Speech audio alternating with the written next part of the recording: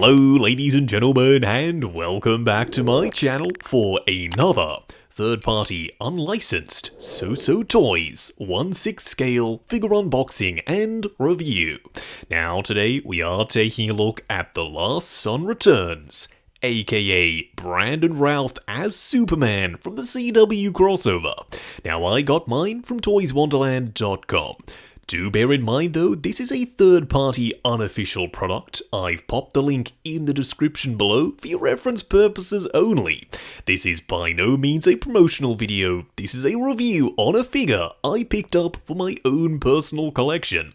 If you are down in the description, why not hit that subscribe, bell notification icon and join button so you're notified as soon as a brand new review goes live on the channel. As for the box art, I really like it. An image of Brandon Routh in his Kingdom Come inspired suit front and center. Then of course, The Last Son Returns. The Last Son of Krypton, Brandon Routh from Superman Returns. I kinda get what they were going for. On the side of the box, nothing. On the back, a bunch of warnings and legal info. Now, on the inside, just like Hot Toys do, we've got this slipcover style image of Brandon Routh as Supes. Once again, I think that's the actor rather than the figure. But speaking of the figure, oh yes, the colors I can already tell are absolutely going to pop in the display. First in-hand impressions are, this guy is on a really hefty body. I'm pretty sure it's a custom world box, but we'll discuss that a lot more a little bit later. What we are going to do now though is get all of his accessories laid out in the light box and take a closer look at everything he comes with. Starting off with the display base first, it's the typical SooSoo Toys hexagonal style with the metal grate flooring, this time done in blue. I like the black shading and I dig the S-shield, but it's the wrong one. Now what SooSoo Toys have done is they've reused the display base mold from the Superboy figure from Titans, the base on the left. Now the colours are accurate with the darker red and the black, but this is the S-shield that he has on the chest, not this retro classic one. I kinda wish they'd changed the mold for this centerpiece. Then up top, a dynamic flight pole with a spring-loaded waist clamp, although no padding. So when you pop this on the figure, do be careful, because it might pinch the actual suit. Lastly, he comes with some hands. Yeah, that's it. No secondary head sculpt, no additional parts and pieces, but they've kept it simple, and I can't fault them because he doesn't really interact with anything in the show anyway. The hands are borrowed from Worldbox, meaning the sculpt is really impressive. Worldbox already makes some of the best hands in the business. You've got some nails sculpted in, some wrinkling for the fingers, and some vein work. Plus, the paint applications done by SooSoo are suitably HD. What we are going to do now, though, is get Kal-El himself out here. Standing straight up and down in the light box, no crazy poses or accessories or anything like that. So far, so good. This figure is pretty awesome. Is he perfect? No. We've got a couple of things to discuss, and we will, don't you worry. Starting off with the body, it's big, it's beefy, it's a world box body with some custom bits and pieces, more on that in just a second. Then the outfit on top of the body is form-fitting and super vibrant, plus it's Kingdom Come. We don't get to see this outfit in figure format or in live action very often. He also has, even from a distance, a very impressive head sculpt. That, to me, looks like Brandon Routh from the show.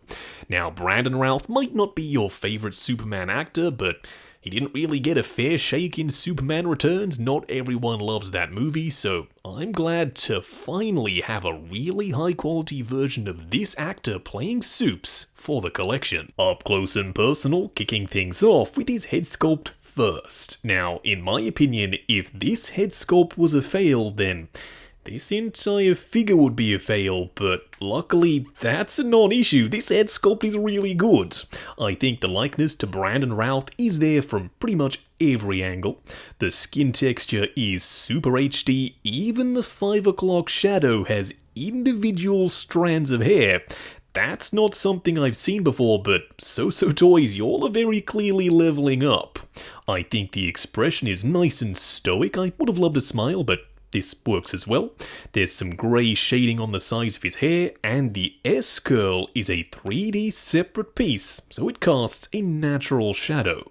Now, something to be aware of, not a huge deal, but something that will either upset you or make you really happy is his neck is adjustable. You can move the head sculpt up and down depending on your personal preference. Now for me, I currently have it sitting at the highest point on the neck connector, but out of the box, don't be surprised if it looks like this, and yeah, his neck is really short. He does look big and beefy and bulky, but in my opinion, it should sit up a little bit higher, and you can do that. As I said, this head sculpt is adjustable. Not everything is perfect here, unfortunately. His cape, it's not very good. It's this double-ply fabric, and it kinda looks like a bedsheet or a curtain. It's got a wire on the outside, but not along the bottom, and the wire starts in a really weird spot, kind of right here. It doesn't extend around on the inside and kind of hook around, so when it sits over his shoulders, if you don't futz with it and kind of get it to sit down flat, it can look a little bulky. It does have a couple of pleats sewed in up the top, and I like the color, but I'm hoping someone makes a custom cape, because, as I said, I don't really dig this one. I do, however, dig the custom World Box body. Now you may be thinking, Justin, what the hell, is it custom or is it World Box? Kind of a contradiction, and yes, I know. What SooSoo Toys have done, I think, is taken out of the box World Box body, add some new sculpted pieces for the ab section and the pecs, and up here for the neck, painted to match the skin tone with the head sculpt. By the way, that match is on point. And I reckon it captures the physique of the muscle suit Brandon Routh was wearing in the CW crossover beautifully. It is exaggerated, it is big, but it's kind of how he looked in the show. Now, unfortunately, I do have one complaint, and it's this. You can see the elbow joint. There's not much they could have done about this, because the suit is really tight on the body, but from the right angle, it can look okay. From others, it looks pretty ugly. Now, the S-shield is a separate piece. I was kind of expecting this to be rubbery plastic and a little bit more metallic, but the color and shape is accurate. The outfit is spandex with this kind of honeycomb grid printed on top, and it's metallic. I really like the way it plays with the light. It just adds some visual interest on what would otherwise be a pretty simple suit. The trunks, or Superman undies, are a little bit longer this time, and yes, that is accurate to the suit, but don't just take my word for it. I'm some random guy on YouTube. Go look it up and you'll see what I mean. They're this red spandex with the screen printing on the top. You've got a pleather belt and a shiny gold belt buckle. The legs are done in that same blue spandex as the upper torso, and you can see all the musculature poking through. Once again, that metallic blue is a banger. Then down here for the boots. What the hell, SooSoo Toys? This is really unfortunate, because for the rest of the figure it's really clean, but when you come down here, the ankles are kinda nasty.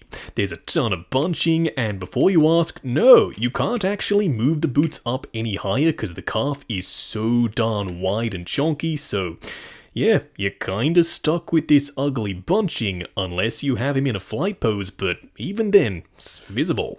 On the underside, you do have some sculpted in tread and kinda resembles the boots from Superman Returns, but I really don't know what happened with this bunching. If you have any idea about how I can fix it, let me know down below. For those who are more custom inclined, you can of course pop a Henry Cavill head sculpt on this body. This is the Man of Steel one, my personal favourite.